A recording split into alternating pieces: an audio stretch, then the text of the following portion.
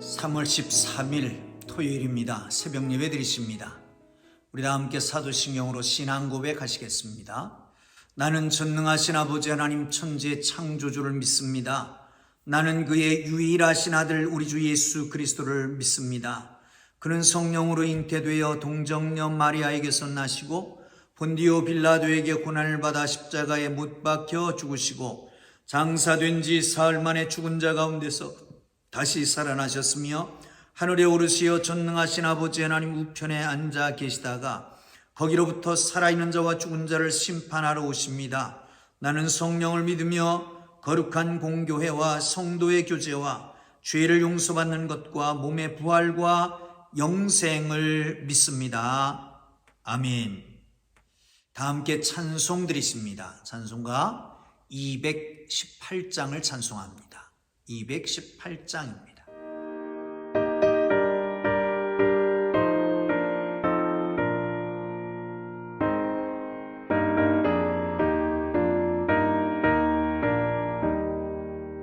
내 맘과 정성을 다하여서 주 너의 하나님을 사랑하라.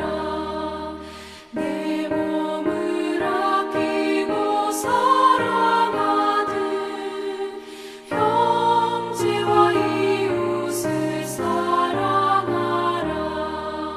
주께서 우리에게 명하시니 그 명령 따라서 살아가리. 널 미워 해치는 원수라도 언제나 너 그렇게 사랑하라. 널 핍박하는 자 위에서도 신실한 마음으로 복을 빌라. 주께서 우리에게 명하시니 그 명령 따라서 살아가리.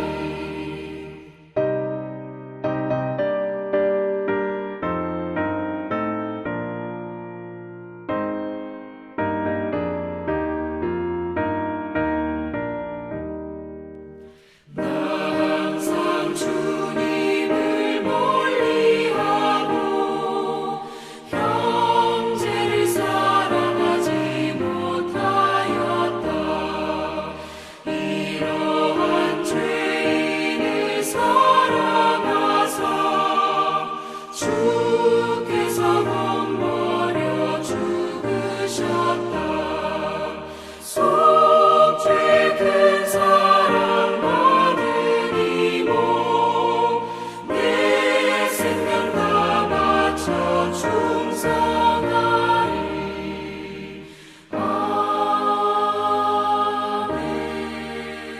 아멘.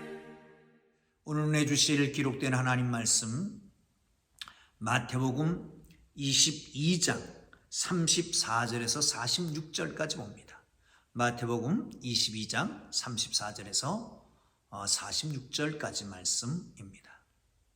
우리 다 찾으셨으면 함께 읽도록 하겠습니다. 예수께서 사두개인들로 대답할 수 없게 하셨다 함을 바리새인들이 듣고 모였는데 그 중에 한 율법사가 예수를 시험하여 묻되 선생님, 율법 중에서 어느 계명이 크니이까?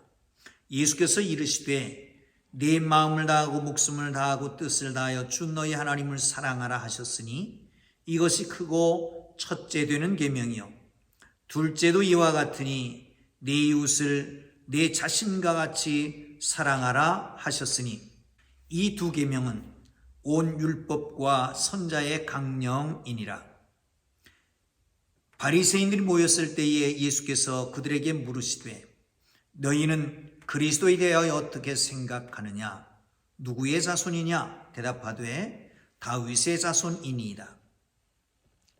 이르시되 그러면 다윗이 성령에 감동되어 어찌 그리스도를 주라 칭하여 말하되 주께서 내 주께 이르시되 내가 네 원수를 네 발 아래 둘 때까지 내 우편에 앉아 있으라 하셨도다 하였느냐.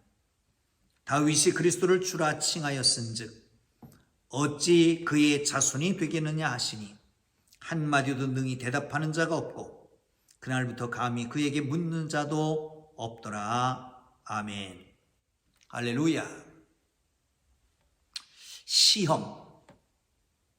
어쩌면 시험은 예수 믿을 때부터 시작해서 예수님 세상을 떠날 때까지 지속될 것이라고 생각됩니다.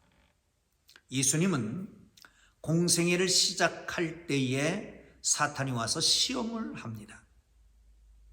그 과정 속에서 계속해서 바리새인들이 시험하고 사두개인들이 시험하고 또 바리새인들이 시험하고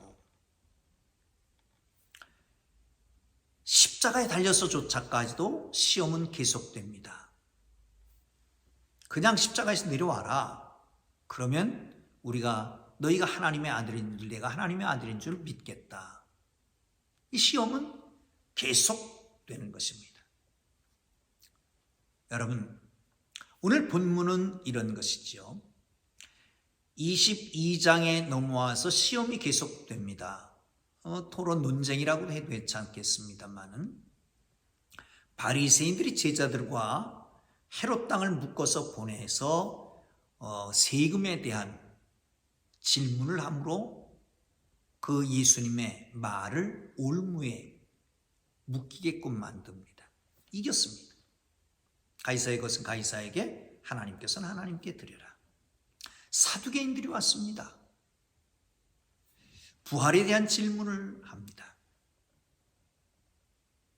책망합니다. 하나님은 산자의 하나님이요 죽은 자의 하나님이 아니니라.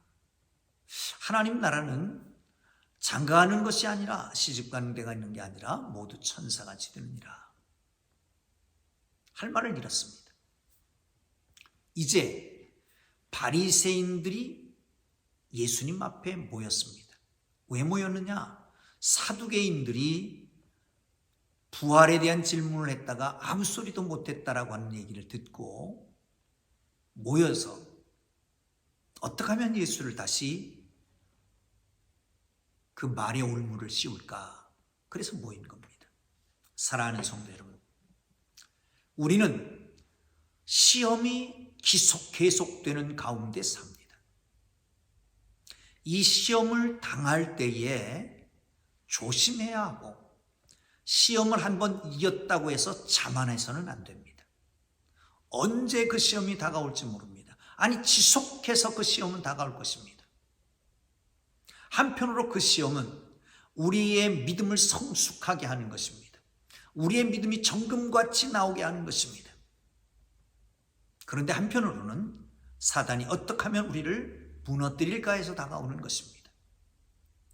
영적으로 믿음이 성숙한다라고 하는 측면에서 시험이 다가올 때 기쁘게 여기시기를 바랍니다. 대개 시험은 그런 거라고 제가 말씀드렸습니다. 시험은 세 가지 정도가 됩니다. 첫째 시험은 그야말로 테스트입니다. 아브라함을 시험했던 테스트. 독자 이삭을 바쳐라 라고 하는 테스트입니다.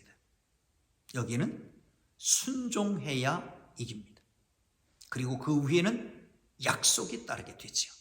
이제야 내가 나를 경외하는 줄 알았노라. 아브라함이 인정을 받게 됩니다. 사랑하는 성도 여러분, 또 하나의 시험이 있습니다. 이것은 트라이얼이라고 하는 시험입니다. 트라이얼이라고 하는 시험, 연단하는 거죠. 마치 욥과 같은 연단입니다. 자식들 모든 재산 하루아침에 다 날려버립니다. 그리고 하나님을 부인하지 않고 끝까지 인내하면서 이기게 됩니다. 여러분 잘 아는 대로 욥의 인내를 기억하라 그러잖아요. 욥의 인내를 기억해라. 욥. 그럴 때는 이 트라이얼이라고 하는 시험, 시련을 당할 때는 주의해야 될 게 입입니다. 입으로 하나님을 부인하지 말고 꼭 하나님을 붙잡고 인내로 이겨야 됩니다. 아멘. 또 하나의 시험이 있는데 이것은 유혹입니다. 근데 우리나라 성경의 번역에는 다 시험으로 번역된 거예요. 우리 주기도문에도 시험에 들게 하지 마옵시며, 이 말은 템테이션입니다. 유혹입니다. 유혹을 당한 사람 둘이 있습니다. 하나는 요셉이고 하나는 다윗입니다. 다윗은 시험에 걸려 넘어져서 밧세바를 범하게 됩니다. 그리고 침상이 썩도록 회개해야 됐습니다. 반면에 요셉은 그 보디발의 주인의 아내가 유혹할 때에 옷을 벗어버리고 도망갔습니다. 그리고 이겼지요. 물론 하나님이 보고 계신다라고 하는 의식이 있어야 되죠. 그러나 우리가 취해야 될 행동이 있습니다. 이 유혹은 자리에서 피해야 됩니다. 유혹을 이길 장사는 없습니다. 피해야 이기는 것이죠. 사랑하는 성도 여러분, 시험은 계속해서 다가옵니다. 그러므로 이 시험을 당할 때에 기쁘게 여길 뿐만 아니라 이길 수 있도록 영적 능력 갖추기를 주님의 이름으로 축복합니다. 여러분, 시험을 이기십시오. 한편으로 이 사탄은 간교해서 우리의 약한 점을 공격합니다. 우리에게서 취약점이 어딜까요? 시험 들기에 꼭 맞는 취약점이 어디입니까? 그것을 알아서 보완하고 거기에 대해서 기도하고 이길 수 있기를 주님의 이름으로 축복합니다. 자, 율법사가 와서 질문을 합니다. 뭐라고 질문하죠? 한번 보시죠. 22장으로 보시면요, 이렇게 질문합니다. 36절입니다. 시작. 선생님, 율법 중에 어느 계명이 크니까? 사실은 이 바리새인들은 율법을 철저하게 지키려고 하다 보니까 율법의 등급을 매겼습니다. 어떤 것이 제일 크냐, 어떤 것이 좀 약하냐, 그에 따라서 율법을 따라 살아가는 겁니다. 그럴 때 예수님께서 말씀하십니다. 뭐라고 말씀하시죠? 37절 이하 보면 예수께서 이르시되 마음을 다하고 목숨을 다하고 뜻을 다하여 주 너희 하나님을 사랑하라 하였으니 이것이 크고 첫째 되는 계명이요 둘째는 또 이와 같으니 내 이웃을 내 자신같이 사랑하라 하셨으니, 이것이 모든 율법과 선자의 강령이니라 라고 말씀합니다. 여러분, 그러면 최고의 계명이 무엇일까요? 가장 큰 계명이 무엇겠습니까? 예수님은 최고의 계명, 가장 큰 계명보다는 계명의 그 의도 내지는 계명의 그 계명을 주신 하나님의 거룩한 동기를 얘기하는 거예요. 율법의 동기가 뭐냐라고 하는 것을 얘기해 주고 있는 거죠. 그것은 다른 게 아니라 하나님 사랑하는 것, 이웃을 내 몸과 같이 사랑하는 것이다 라고 말씀합니다. 하나님을 사랑하는 것, 얼만큼요? 마음을 다하고 뜻을 다하고 정성을 다하고 힘을 다하여. 이스라엘 백성들의 국민교육 헌장과 같은 쉐마 이스라엘아 들으라 라고 하는 신명기 6장 5절 말씀을 인용한 것이죠. 사랑하는 성도 여러분, 하나님을 얼만큼 사랑하십니까? 내가 나를 사랑하는 것만큼 하나님을 사랑하십니까? 그런데 성경은 그렇게 말합니다. 마음을 다하고 뜻을 다하고 힘을 다하여 주 너희 하나님을 사랑하라. 하나님을 뜨겁게 사랑하기를 주님 이름으로 축원합니다. 하나님은 우리를 사랑하셨습니다. 만드셨습니다. 죄로 말미암아 허물과 죄로 죽었던 우리를 살리기 위해서 당신의 독생자 예수 그리스도를 우리에게 주시기까지, 독생자를 주기까지 우리를 사랑하셨습니다. 하나님이 세상을 이처럼 사랑하사 독생자를 주셨으니 이 큰 사랑을 깨닫고 그 사랑 가운데 거하며 그 주님을 사랑하며 살기를 주님 이름으로 축복합니다. 나아가서 내 이웃을 내 몸과 같이 사랑해라. 이겁니다. 내 이웃을 내 몸과 같이 사랑해라. 성경은 하나님을 사랑한다라고 하는 것이 이웃을 사랑하는 것으로 표현되는 거죠. 그러기에 하나님을 사랑하는 자는 이웃을 사랑할 수밖에 없고, 이웃을 사랑하지 않는 자는 보이선 이웃을 사랑하지 않으면서 어떻게 보이지 않는 하나님을 사랑한다고 하느냐? 그것은 거짓말이라고 하는 것입니다. 사랑하는 성도 여러분, 하나님을 뜨겁게 사랑하십시다. 그리고 이웃을 뜨겁게 사랑하는 하나님의 사람들 되기를 주님의 이름으로 축복합니다. 여러분, 이웃 사랑 중에 가장 중요한 사랑, 큰 사랑은 뭘까요? 저는 영혼을 사랑하는 거라고 생각됩니다. 그러므로 믿지 않는 사람은 실족하지 않게 잘 돌보아주고, 믿을 때 믿음이 연약한 사람들은 연약한 우리의 지체들을 믿음이 성숙하도록 친절하고 용납하고 용서하고, 믿지 않는 사람이 있다면, 그래서 119 전도운동을 하는 거잖아요. 한 사람이 한 영혼을 기필코 구원하는 은혜가 있기를 주님 이름으로 축원합니다. 의도의 순수성이라고 하는 말이 있습니다. 의도의 순수성. 무슨 일을 할 때에 의도가 개입되는 거죠. 목적이 있어야 그 일을 하는 거란 말이죠. 그러면 의도의 순수성이 아무 목적 없이, 아무 의도 없이 일을 한다? 아니잖아요. 그럼 뭔가 있어야 되죠. 그러니까 그 의도의 순수성, 그것은 바로 사랑이라고 말합니다.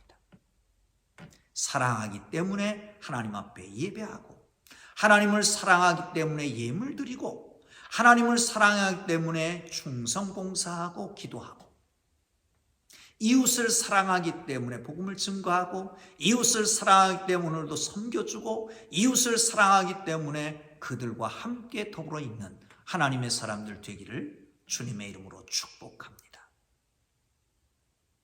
자, 그리고 끝에 이런 말씀을 붙였습니다. 이것은, 자, 40절에 그렇게 말씀하죠. 이 두 계명이 온 율법과 선자의 강령이니라. 온 율법과 선지자, 이 말은 구약 전체를 가리킵니다. 물론 구약은 모세 오경 율법이 있습니다. 그리고 나가서 전기 예언서라고도 말하는 역사서가 있고요, 시가 문학이 있습니다. 그리고 나가서 예언서가 있지요. 그런데 이것을 통칭해서 율법과 예언이라고 말합니다. 사랑하는 성도 여러분, 하나님을 사랑하고 이웃을 내 몸과 같이 사랑하는 것은 곧 구약 전체의 강령이다.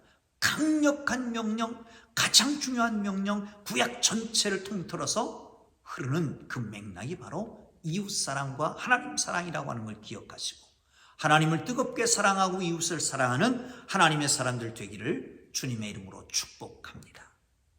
그리고 이제 바리새인들이 모였을 때 질문을 던집니다. 이렇게 질문하지요. 42절입니다. 너희는 그리스도에 대하여 어떻게 생각하느냐? 누구의 자손이냐? 대답하되 다윗의 자손이니이다. 이럴 때 말씀하는 게 시편에 있는 말씀을 인용해서 말씀합니다. 44절, 주께서 내 주께 이르시되 내가 네 원수를 네 발 아래 둘 때까지 내 우편에 앉아 있으라 하셨도다 하였느니라. 다윗이 그리스도를 주라 칭하여 쓴즉 어찌 그의 자손이 되겠느냐 하시니. 이스라엘 백성들은 그리스도 하나님 여호와 하나님을 주라고 말합니다. 아도나이, 헬라어로 번역하면 큐리오스, 우리 한국말로는 주입니다. 그런데 자세히 읽어보면 주께서는 여호와 하나님입니다. 내 주께, 이 주는 누굴까요? 이것은 메시아 그리스도를 가리켜서 하는 말입니다. 다윗이 말합니다. 여호와 하나님을 주라고 말했어요. 그런데 그 주라고 말하는 것과 또 다른 주가 있는 거예요. 주께서, 내 주께, 여호와 하나님이 주인데 또 다른 주가 있어요. 그건 바로 메시아라고 하는 거죠. 그렇다면 다윗이 성령 충만해서 그리스도를 주라고 고백했다. 그러면 그 주 메시아가 다윗의 후손이냐? 아니라는 거죠. 이 말씀을 통해서 예수님이 다윗보다 더 위대한 존재임을 표출하는 겁니다. 아무도 대꾸하는 사람이 없었습니다. 여러분, 이들이 왜 대답하지 못했을까요? 자기들이 지식이 있었습니다. 율법사라고 하는 지식입니다. 성경을 쓰는 사람입니다. 가르치는 사람입니다. 그 지식 때문에 다윗의 자손이라고 말했던 거예요. 여러분, 교만하면 하나님의 은혜가 머물 자리가 없습니다. 그들은 다윗의 후손으로 예수 그리스도가 메시아가 온다라고 하는 것을 알고 있었지만 정작 메시아가 왔을 때는 영접하지 않고 오히려 그를 핍박하고 십자가에 달아 죽었습니다.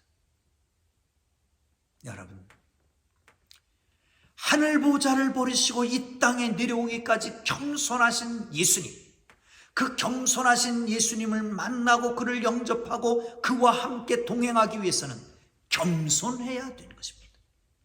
그러기에 겸손한 자만이 하나님이 주시는 은혜를 받을 수가 있고 누릴 수가 있습니다. 겸손한 자만이 하나님의 능력을 그대로 받아 누릴 수가 있는 것입니다. 사랑하는 성도 여러분, 하나님 앞에 교만하지 말고 철저하게 겸손해서 하나님의 은혜가 우리에게 내려오고 우리 속에 정착하고 그 하나님의 은혜의 놀라운 체험이 있는 복된 삶이 되기를 주님 이름으로 축복합니다. 기도하겠습니다. 우리 주님 가르쳐 주신 기도합니다. 하늘에 계신 우리 아버지의 이름을 거룩하게 하시며 아버지의 나라가 오게 하시며 아버지의 뜻이 하늘에서와 같이 땅에서 이루어지게 하소서.